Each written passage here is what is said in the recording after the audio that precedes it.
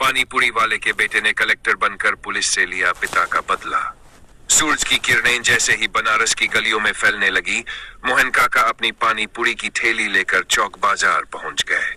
उनका बेटा अजय, जो 10वीं कक्षा में पढ़ता था, अक्सर पढ़ाई के बाद उनकी मदद करता।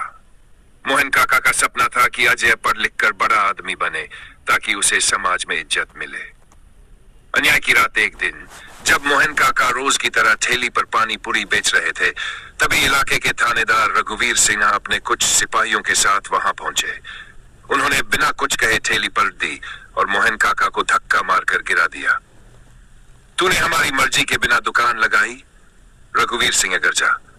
मोहन काका कांपते हुए बोले, साहब हर महीने का हफ्ता तो दे ही रहा हूं, अब ज्यादा बक बक मत कर।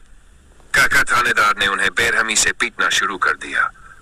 अजय ये सब देख रहा था, उसकी आंखों में आंसू थे, लेकिन उसने उस दिन ठान लिया, अब इंसाफ मैं ही करूंगा।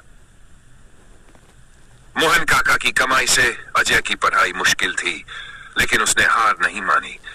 वह दिन में स्कूल जाता और रात में एक चाय की दुकान पर काम करता। उसने किताबों से दोस्ती कर ली और मेहनत के दम पर यूपीएसएससी परीक्षा में बैठने का फैसला किया। गली के लोग हंसते थे, कहते, अरे पानीपुरी वाले का बेटा अफसर बनेगा। लेकिन अजय ने उनकी बातों पर ध्यान नहीं दिया। उसने दिन रात मेहनत की और कलेक्टर बनने का सपना पूरा कर लिया।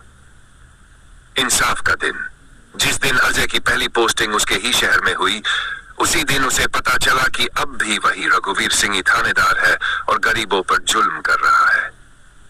अजय ने तय कर लिया कि अब न्याय मिलेगा। अगले दिन अजय अपनी सरकारी गाड़ी में बैठकर उसी पुलिस स्टेशन पहुंचा। रघुवीर सिंह को सूचना मिली कि नया कलेक्टर साहब निरीक्षण करने आए हैं। वह सज धज कर सलाम ठोकने पहुंचा, लेकिन जब उसने अजय को देखा तो उसके चेहरे का रंग उड़ गया। थानेदार रघुवीर सिंह, अजय की आवाज सख्त थी, याद है तुम्हें वो पानीपुरी वाला जिसे तुमने सरेआम पीटा था? रघुवीर हकलाने लगा, साहब मुझे कुछ याद नहीं। याद दिलाता हूं, अजय ने फाइल खोली। भ्रष्टाचार, वसूली और निर्दोष लोगों पर अत्याचार करने के जुर्म में तुम्हें निलंबित किया जाता है। सिपाही थानेदार को हथकड़ी पहनाने लगे। पूरे शहर में खबर फैल गई, एक पानीपुरी वाले के बेटे ने न्याय करके दिखाया। उस दिन मोहन काका की आंखों में गर्व के आंसू थे। उनका बेटा सच में बड़ा आदमी बन चुका था।